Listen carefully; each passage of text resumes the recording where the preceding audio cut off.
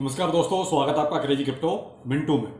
बात करेंगे जो मार्केट में चल रहा है इसके बारे में भी, दोपहर में भी आज इसके बारे में थोड़ी सी चर्चा की आपके साथ। एक जो टोकन आपका बाइनेंस के लॉन्च पूल पर आ रहा है उसके बारे में भी आपको बताया, और अभी जो एक नई समस्या कल से आपके स्टार्ट होगी उसके बारे में बात करेंगे, और बहुत ही इंपॉर्टेंट है। देखिए, ये जो इजराइल और गाजा बाजा का चल रहा है इसको छोड़िए, इससे ज़्यादा फर्क नहीं पड़ रहा। और मैंने आपको कल भी बहुत डिटेल में शाम के वीडियो में बहुत क्लियर कहा था कि जो लोग आपको ये कह रहे हैं यहाँ से क्रय चाहिए फलाना ढिमका, और मैंने आपको बहुत क्लियर कट कहा था कि अपनी क्रिप्टो मार्केट पर कोई बहुत बड़ा इंपैक्ट नहीं आने वाला, जैसा कि हमने रसिया यूक्रेन के टाइम पर देखा था। वो चीज़ नहीं आने वाली, और कुछ वैसा ही हुआ आपके सामने सारी चीज़ें।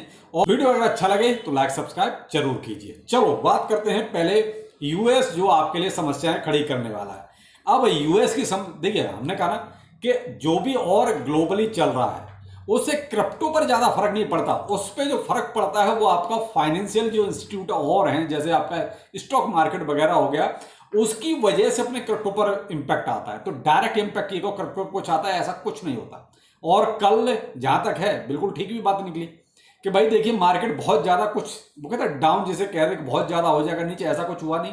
और ये जो चल रहा है सीन आपका इजराइल वाला, ये भी बहुत ज्यादा दिन तक नहीं चलेगा, क्योंकि ये कोई बराबरी का कोई ऐसा तो है नहीं कि सब दोनों पार्टियां बराबर हैं। कहीं ना कहीं वो कहते हैं कि छेड़ने वाली बात है कि आप छेड़ोगे तो हम आपको मारेंगे, वो वाली कहानी हो गई है। तो बेहतर ये है कि जो छेड़ता है उसको छेड़ने से पहले ये सोचना चाहिए कि मैं किसको छेड़ रहा हूं। तो यहां पर वही कहानी हो रही है, और कहीं ना कहीं ये एक दो दिन में मामला सब फिनिश हो जाएगा, ठीक हो जाएगा, कोई बहुत बड़ी दिक्कत नहीं है, क्योंकि मामला बराबरी का वैसे भी नहीं है। यहाँ कहीं अगर कोई और कंट्री यहां पर नहीं आते तो यह मेन चीज क्या है कि अगर अदर कंट्रीज आके इसमें शामिल होंगे तो फिर लंबा खींचेगा, फिर उसका इंपैक्ट कुछ अलग टाइप का होगा। अब आते हैं मार्केट पर। एक्चुअली मार्केट में क्या है कि मार्केट में 27,400, जब अभी मैं वीडियो क्रिएट कर रहा हूं उस टाइम पर कितना फर्क आया? कुछ नहीं। जो फियर एंड ग्रीड इंडेक्स भी था वो भी आपका 45-46 के आसपास था कल परसों को, और आज आपका 43 पर है। कितना गिरा? कुछ नहीं। यानी कि मैंने आपको बहुत क्लियर कट ये कहा था कि देखिए, जो लोग होल्ड करके बैठे हैं उनको नहीं फर्क पड़ता कि उधर क्या हो रहा है, या रसिया यूक्रेन में क्या हो रहा है, या इजराइल की तरफ क्या हो रहा है, उनको इस चीज से कोई लेना देना नहीं है। उनको तो ये दिखाई दे रहा है कि अगले साल हाल्विंग है, उस दरमियान कहीं ना कहीं उससे पहले कोई हो सकता है कि एक आध ETF का अप्रूवल भी आपके सामने आ जाए। उनको उससे मतलब ज्यादा है। तो यही चीज मुझे हमेशा से अंदर रहती है कि भाई देखिए, कहीं अभी ये सारी चीजें चल रही हैं उसका इंपैक्ट बहुत ज्यादा नहीं आएगा, और वही चीज मैंने आपके सामने अपने पॉइंट ऑफ व्यू रखा था। अब यहां पर देखिए, कल जो यूएस आपके लिए समस्या पैदा करेगा वो क्या है? वो है साहब आपकी यूएस का CPI डाटा, यानी कि 12 तारीख। कल तो वैसे 11 तारीख है, लेकिन परसों आपका यूएस CPI डाटा एक तरह से फिर से आ जाएगा। यानी हर महीने का जो ड्रामा है यूएस का बिल्कुल आपके सामने होगा। टाइम वही रहेगा आपका 6 PM, यानी कि शाम के टाइम का लगभग। और आपका देखिए, फेड की मीटिंग होगी कल, यानी FOMC मिनट मीटिंग्स जो है वो है आपकी कल, यानी कि वही आपको रात के 11:30 12:30 के आसपास जो टाइम रहेगा उस दरमियान आपको इसका इंपैक्ट जो भी है नजर आएगा। यानी कि कल का डे परसों का डे दोनों ही आपके लिए इंपॉर्टेंट हो गए। इधर मिनट्स मीटिंग है, उधर CPI डाटा है, यानी कि 11 और 12 तारीख। अब 12 तारीख आपके लिए और भी इंपॉर्टेंट है, और वो इसलिए है कि बाइनेंस और SEC का जो चल रहा है मामला, उसकी भी सुनवाई है 12 तारीख को ही।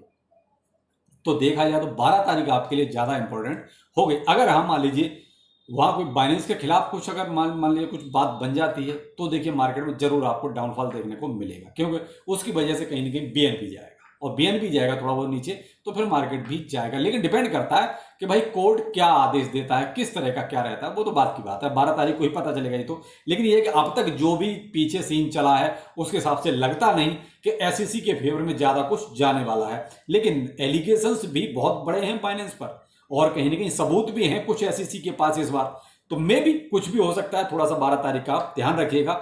लेकिन मैंने बीच में आपको एक चीज कही कि देखिए, BTC ज्यादा कहीं नहीं जाने वाला, क्योंकि मूवमेंट हो ही नहीं रहा है। लोग जो होल्ड करके बैठे हैं वो होल्ड ही करके बैठे हैं, वो कहीं नहीं जाना चाहते। उसका एक परसेंटेज भी है लगभग 95% के आसपास, अप्रोक्स 95% के आसपास। पिछले महीने का एक रिकॉर्ड ऐसा है जिसमें कोई मूवमेंट ही नहीं हुआ, यानी कि जो लोग BTC लेके बैठे हैं 95% ऐसे हैं जिन्होंने मूव ही नहीं किया कुछ भी। तो जब मार्केट में कुछ आएगा नहीं तो BTC गिरेगा क्यों ज्यादा? भाई कोई भी प्राइस तब गिरता है जब सप्लाई ज्यादा आ जाती है। जब सप्लाई मार्केट में ही नहीं आ रही, जो लोग हैं वो होल्ड करके बैठे हैं, तो फिर देखिए प्राइस गिरने का ज्यादा सवाल ही पैदा नहीं होता। तो वही चीज मैंने आपको कल समझाया कि भाई देखिए ETF का अप्रूवल हो जाए। लेकिन ये अब सारा SEC पे डिपेंड करता है, क्योंकि बहुत सारे अब क्वेश्चन आएंगे मेरे पास, सर कब तक हो जाएगा। भाई देखिए मुझे इसके बारे में कोई जानकारी नहीं है कब तक हो जाएगा, ये तो SEC ही बता सकता है या गैरी गेंसलर साहब बता सकते हैं कि भाई ये कब हो सकता है, क्योंकि वही उन्हीं को डिसाइड करना है। तो यहां आपको तब तक इंतजार करना ही पड़ेगा जब तक ये कोई डिसीजन फाइनल आ नहीं जाता। आपको मैंने एक दोपहर में वीडियो दिया था जिसमें आपको NTRN के बारे में बताया था, तो वो देखिए आपके बाइनेंस के लॉन्च पोल पर आपका 10 तारीख यानी आई गया है आज, और उसके लिए वही BNB और TUSD ये आपको वहां पर कहीं ना कहीं स्टेक करना पड़ेगा। तो अब यहां पर आपको थोड़ा सा ध्यान रखना पड़ेगा कि लॉन्च पोल पे जो भी अभी हाल फिलहाल में बाइनेंस के आए हैं उनमें कोई बहुत ज्यादा कुछ मिला नहीं। कहीं ना कहीं जो जिन्होंने स्टेक किया TUSD को या FDUSD को भी इसमें शामिल किया गया है और आपका BNB, तो उसमें कोई बहुत ज्यादा प्रॉफिट हुआ ही नहीं।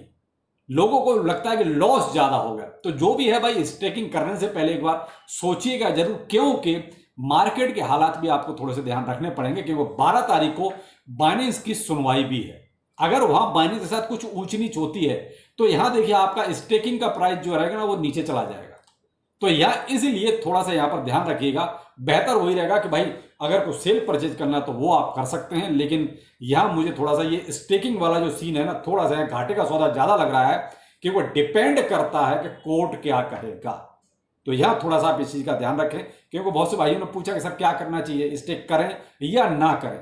तो भाई देखिए मैं तो इस फेवर में नहीं हूं कि आप फिलहाल इसमें स्टेक करें, यानी BNB TUSD या FDUSD, इसको कोई भी आप बाइनेंस में फिलहाल स्टेक करें। जिनके पास ऑलरेडी पड़ा हुआ है वो तो चलो कोई बात नहीं, लेकिन और कहीं से लाके इस पर स्टेक ना करें, क्योंकि मुझे 12 तारीख वाला सीन कुछ अलग ही नजर आता है। वो थोड़ा सा देखना पड़ेगा, वो ज्यादा अच्छा। मैं तो यही कहूंगा कि अगर बाइनेंस के अलावा कहीं और आपके पास ये टोकन है तो आप वहां से जरूर प्रॉफिट ले सकते हैं, वो आप प्रॉफिट वहां से बुक कर सकते हैं, वो ज्यादा बेहतर रहेगा बजाय स्टेक करने के। और देखिए मार्केट में कुछ ज्यादा खास है नहीं। इथेरियम भी आपका वही $1570 के आसपास चल रहा है, BNB आपका $206 पर, हाँ थोड़ा सा नीचे आया जरूर है। तो पूरा मार्केट ही नीचे है थोड़ा सा भाई BTC को छोड़ के।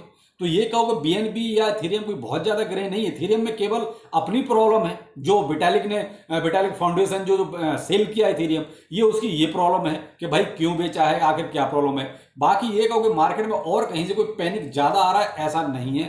थोड़ा बहुत तो देखिए जो सीन चल रहा है उसका इंपैक्ट तो आएगा ही आएगा। लेकिन यहां थोड़ा सा देखिए इजराइल ने एक जरूर स्टेप उठाया है, कहीं ना कहीं हमास के 433 अकाउंट्स को ब्लॉक किया है, फ्रीज किया है, जो कहीं ना कहीं फंड का अरेंजमेंट करते थे इसके जरिए, यानी कि क्रिप्टो में वो जो एक तरह से फंड ले रहे थे, इसलिए 433 अकाउंट्स को ब्लॉक कर दिया। तो ये कहीं ना कहीं देखा जाए तो क्रिप्टो का ये एक तरह से मिसयूज भी है। भाई आप एक अच्छे काम के लिए करें तो बेहतर है, लेकिन आप इस तरीके से फंड का अरेंजमेंट कर रहे हैं तो मैं तो कहूंगा कि अगर इस तरह का कहीं भी कोई भी गतिविधि है, यही कि नहीं, अगर इस तरीके की कहीं भी कोई गतिविधि क्रिप्टो में हो रही तो उसको जल्द से जल्द बंद करना चाहिए, ब्लॉक करना चाहिए, चाहे किसी भी कंट्री में हो, क्योंकि ये कहीं ना कहीं क्रिप्टो के लिए गलत जरूर है। तो चलिए फिर मिलते हैं किसी नए अपडेट के साथ।